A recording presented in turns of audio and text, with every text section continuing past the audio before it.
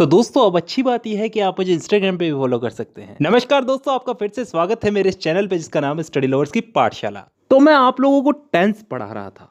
इससे पहले मैं एक वीडियो बना चुका हूं, डिस्क्रिप्शन में आपको लिंक मिल जाएगी, अगर नहीं देखी है तो अभी देख लीजिए। तो पिछली वीडियो में हम लोगों ने बात की थी कि टेंस के 3 प्रकार होते हैं, प्रेजेंट, पास्ट एंड फ्यूचर, और इन्हीं 3 प्रकारों को 4-4 भागों में बांटा गया है और टोटल मिलाकर के ये हो गए 4 तिया 12। और इन्हीं 12 भागों को समझाने का मैंने आज वादा किया था, तो जरूर समझाऊंगा। लेकिन उससे पहले मैं आपको बता दूं, अगर ये 12 भाग आपने समझ लिए तो पूरे टेंस समझ लिए, क्योंकि ये सारे टेंस इन्हीं 12 भागों में है दोस्तों। लेकिन ये 12 भाग हमें आसानी से समझ में आए, इसके लिए मैं सुविधा करना चाहता हूं। यानी इनको समझने से पहले एक चीज हम समझ लेते हैं, बहुत ही इंपॉर्टेंट चीज है, इसको समझे बिना हम टेंस नहीं समझ सकते। सब्जेक्ट, ऑब्जेक्ट और वर्ब, ये 3 नाम आपने कहीं ना कहीं, किसी ना किसी, कोई ना कोई जगह पे जरूर सुने होंगे। इन तीनों में सबसे महत्वपूर्ण चीज है वर्ब।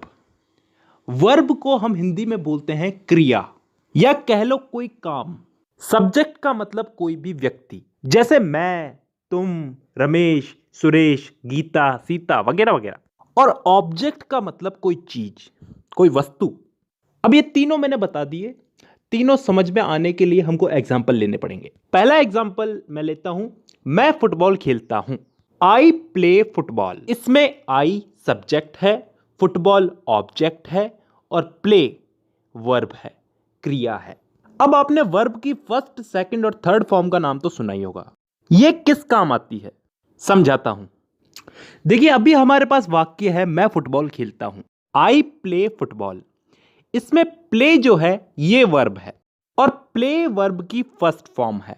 अब मान लो इसी की जगह हमारे पास वाक्य होता कि मैं फुटबॉल खेलता था, तो ये फर्स्ट फॉर्म जो है वर्ब की, ये बदल जाती सेकंड फॉर्म में, यानी कि प्ले की जगह प्लेड हो जाता, आई प्लेड फुटबॉल। यहां पे सब्जेक्ट चेंज नहीं हुआ, ऑब्जेक्ट चेंज नहीं हुआ, सिर्फ वर्ब की फॉर्म चेंज हुई।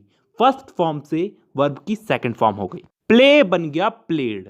तो आई प्लेड फुटबॉल, मैं फुटबॉल खेलता था। तो दोस्तों यहां पे सब्जेक्ट, ऑब्जेक्ट और वर्ब क्लियर है। सब्जेक्ट किसी व्यक्ति को बोलते हैं, ऑब्जेक्ट किसी चीज को बोलते हैं और वर्ब जो वो काम कर रहा है उसे बोलते हैं। अब हम चलते हैं हमारे उन टेंस के 12 भागों पे जिन्हें समझने से हमें टेंस समझ में आएंगे, और इन सबको मैं एग्जाम्पल दे दे के समझाऊंगा। तो एग्जाम्पल्स को समझने के लिए सब्जेक्ट ऑब्जेक्ट समझना जरूरी था।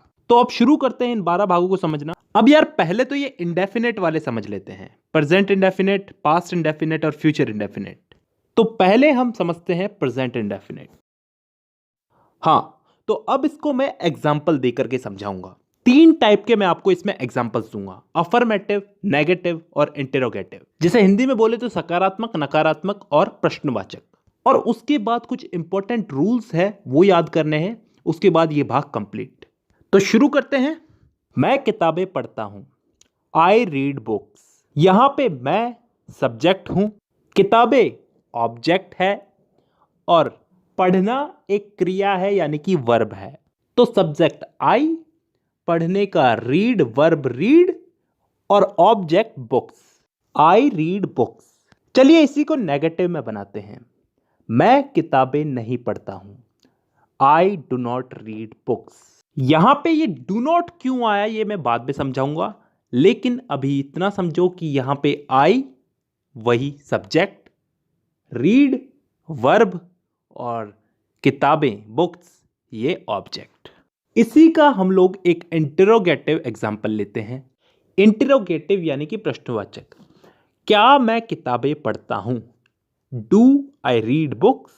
चलिए अब यहीं से ही हम लोग नियम चालू करते हैं। सबसे पहला नियम ये कि यहां पे डू पहले क्यों आया। तो दोस्तों कोई भी वाक्य अगर क्या, कब, कहां, कैसे, क्यों इन शब्दों से चालू होता है तो सब्जेक्ट के पहले, मतलब यहां पे सब्जेक्ट आई है यानी कि मैं हूं, तो इस आई के पहले डू या फिर डज का प्रयोग किया जाएगा। लेकिन यहां पे डू का प्रयोग ही क्यों किया गया, डज का प्रयोग भी किया जा सकता था। तो मैं आपको बता दूं, डज का प्रयोग सिंगुलर सब्जेक्ट के आगे किया जाता है, यानी कि एक वचन। यहीं पे इसी से ही हमारा दूसरा नियम भी निकलता है।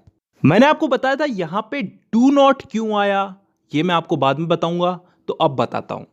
देखिए यहां पे अगर आई की जगह कोई सिंगुलर नाउन होता, ही, शी, इट वगैरह, तो यहां पे डज नॉट का प्रयोग होता। और क्योंकि आई एक प्लूरल नाउन है तो इसके साथ डू नॉट का प्रयोग होगा। अब इस आई रीड बुक्स वाले सिंपल सेंटेंस को क्यों छोड़े, इसके साथ भी एक छोटा सा नियम है। इसमें अगर सिंगुलर नाउन हो, ही, शी, इट वगैरह, तो वर्ब की फर्स्ट फॉर्म के साथ एस या ईएस जुड़ता है। जैसे he goes to college, he reads book. अब इन तीनों के नियम याद हो गए। अब लास्ट दो रूल्स याद करने रह गए इसमें। सिंपल सिंपल से ही है, समझ में आ जाएंगे। देखिए कभी भी कोई वाक्य हु, WHO, हु से प्रारंभ होता है तो उसके साथ कभी भी डू और डज का प्रयोग नहीं होता। उदाहरण के लिए who goes to college, college कौन जाता है। एक और उदाहरण लेते हैं, हु मेक्स अ नॉइज, शोर कौन मचाता है। तो यहां पे हमने डू और डज का प्रयोग नहीं किया। अब एक लास्ट नियम और याद कर लो, कभी भी डू और डज वाक्य में कभी भी डू और डज हेल्पिंग वर्ब के रूप में यूज होता है तो मेन वर्ब के साथ एस या ईएस हटा दिया जाता है। भाई मेन वर्ब तो काम करना ही हो गया, खाता हूं, जाता हूं, पहनता हूं, नहाता हूं वगैरह वगैरह, और ये डू और डज तो हेल्पिंग वर्ब है ना, तो इनके लगने पे एस या ईएस हट जाएगा। अब चलते हैं हम पास्ट इंडेफिनेट पे। इस वाले भाग में भी हम लोग वही 3 टाइप के वाक्य लेंगे, सकारात्मक, नकारात्मक और प्रश्नवाचक, और उसके बाद इसमें भी कुछ इंपॉर्टेंट रूल्स, और फिर ये भाग भी कंप्लीट।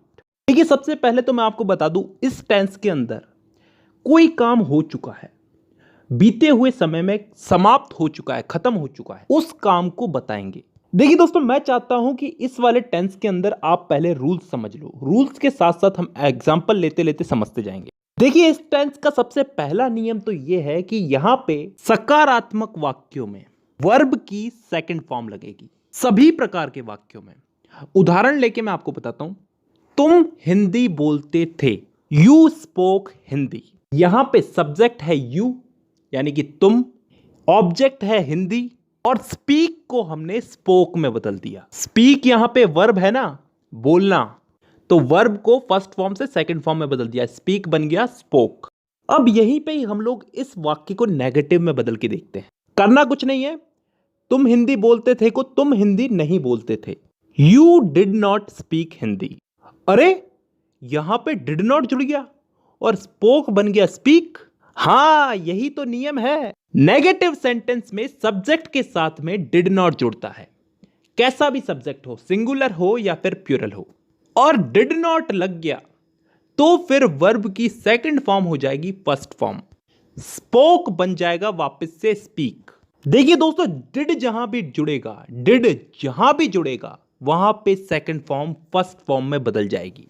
अब इसी को ही हम इंट्रोगेटिव में बदल के देखते हैं, यानी कि प्रश्नवाचक में बदल के देखते हैं। तो कैसे बोलेंगे इसको, क्या तुम हिंदी बोलते थे, did you speak Hindi.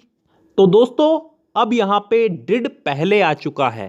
Present indefinite में हम लोग डू डज का प्रयोग कर रहे थे प्रश्नवाचक वाक्यों में, पहले हम डू डज ही तो लगा रहे थे ना, यहां पे हम डिड से वाक्य प्रारंभ करेंगे। डिड यू स्पीक हिंदी, और स्पीक यानी कि वर्ब की फर्स्ट फॉर्म, स्पोक नहीं है यहां पे, स्पीक है, तो स्पीक यहां पे इसलिए आया है क्योंकि डिड लग गया यहां पे, और डिड जहां भी लगेगा वहां पे वर्ब की फर्स्ट फॉर्म आएगी ही आएगी। ठीक है, ये तीनों वाक्यों में तीनों के नियम याद हो गए। अब एक लास्ट नियम और याद कर लो, पिछले वाला ही है, हु, WHO, हु से प्रारंभ होने वाले वाक्यों में डिड का प्रयोग नहीं करते। उदाहरण के लिए कॉलेज कौन गया, हु वेंट टू कॉलेज, यहां पे डिड नहीं आया ना, और डिड नहीं आया तो वर्ब की फर्स्ट फॉर्म तो सेकंड फॉर्म में बदलेगी। हु वेंट टू कॉलेज, यहां पे वेंट जो है वर्ब की सेकंड फॉर्म है। Go went gone, go first form, second form went, और थर्ड फॉर्म गॉन। अब हमारा ये भाग भी कंप्लीट हो गया। अब हम चलते हैं अगले भाग में, यानी कि फ्यूचर इंडेफिनिट टेंस में। इसमें भी वही 3 टाइप के वाक्य, अफर्मेटिव, नेगेटिव और इंट्रोगेटिव, उसके बाद कुछ इंपॉर्टेंट रूल्स, और फिर आज की क्लास की छुट्टी। तो शुरू करते हैं।